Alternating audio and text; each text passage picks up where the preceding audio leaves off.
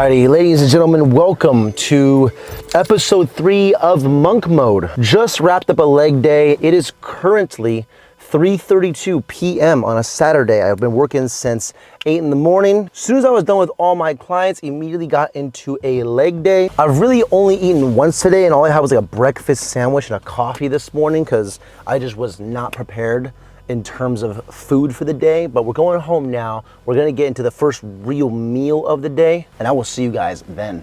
Alrighty, here we are with the post-workout meal. We decided to get some In-N-Out. We have here a double grilled onion, no tomato, that's my order, as well as 4 just meat patties. I've been trying to eat more animal-based, but 1, I'm eating In-N-Out, so how can I not just enjoy a burger? And 2, I'm extremely low on calories, so why not include the bun? Let's give this a taste test though, shall we?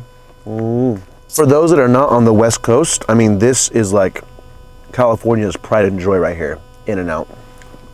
The question is In-N-Out overrated? There's really nothing special about it. It's just a regular burger. It's decent quality meat. It's like fresh, not frozen. There's really nothing special. It's the fact that it's simple makes it so good. I used to have a soccer coach that used to say, simple is sexy, meaning the way you play. If you don't do anything fancy, you play simple, it's sexy. Same thing with the In-N-Out. I'm gonna finish eating this and I will see you guys as the day rolls on.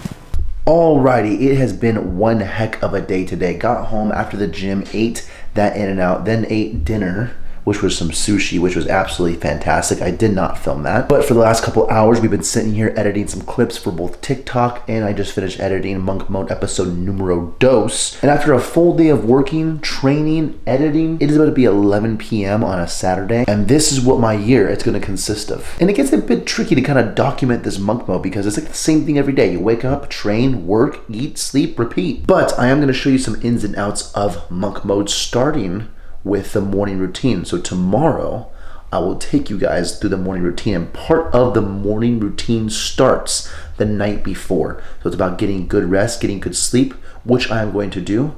So I will see you guys in the morning.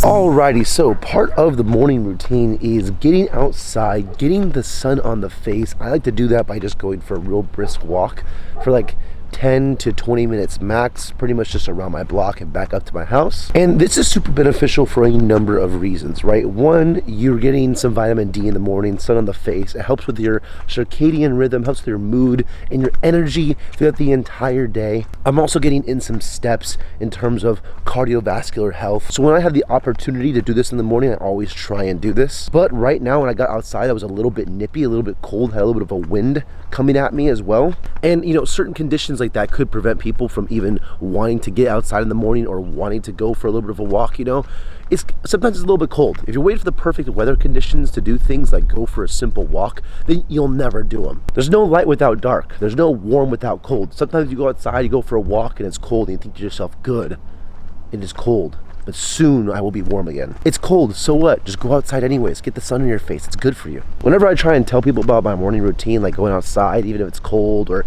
taking a cold shower, things like that, they go, oh no, not the cold. I'm like, so what? It's cold. Just be cold, you're not gonna pee your pants, it's fine. Which, speaking of cold showers, that is next on the agenda.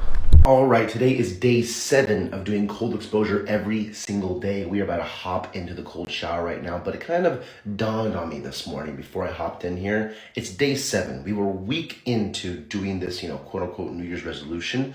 You know, I was thinking, how many people out there have already started and failed at what they said they were going to do, or haven't even started yet? Not your boy, okay? We're in this thing, we're devoted, we're committed, and we're not stopping. It's day 7. It's only gonna get progressively harder from here as the weeks, months, days go on, because we're gonna upgrade from the cold shower to the cold plunge at the end of the month. But day 7, here we go.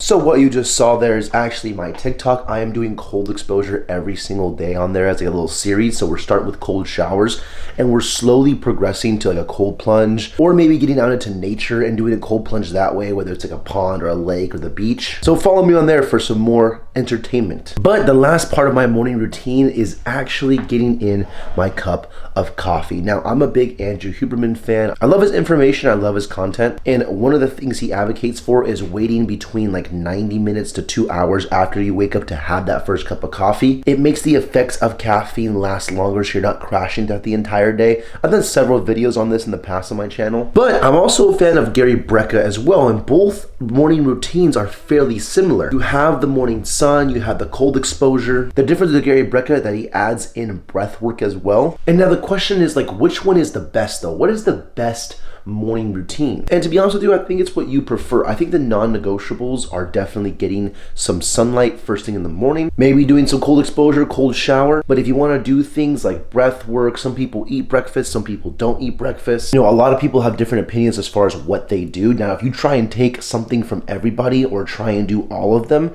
you're going to need to set aside like an extra 3 hours in your morning just for your morning routine. Whether that's like waking up, going outside, reading a bit of a book, doing some journaling, breath work, cold exposure, and then now you're ready to start your day. That's a little ridiculous in my opinion. For me personally, sunlight, cold exposure, wait at least an hour and a half to 2 hours before the first cup of coffee, and I am good. Anyways, that's gonna conclude episode number 3 of Monk Mode. I'm wrapping the video up here, and I will see you guys in the next one.